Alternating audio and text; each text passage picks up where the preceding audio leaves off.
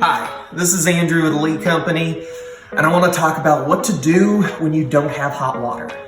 First place we want to look is at the water heater. So here today we've got a gas tank water heater, and the way I know that is because of this controller here on the front. If you don't have this, then you have an electric water heater, and we're going to want to check at the breaker panel, make sure that's turned on, it didn't get turned off.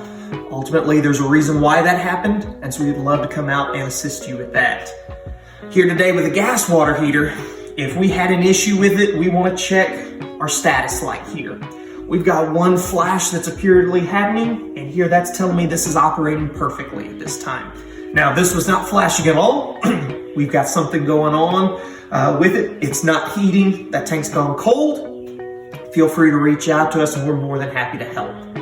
Another area you could have is a tankless water heater that would be mounted to the wall. With that, a lot of them have a display that shows an error code.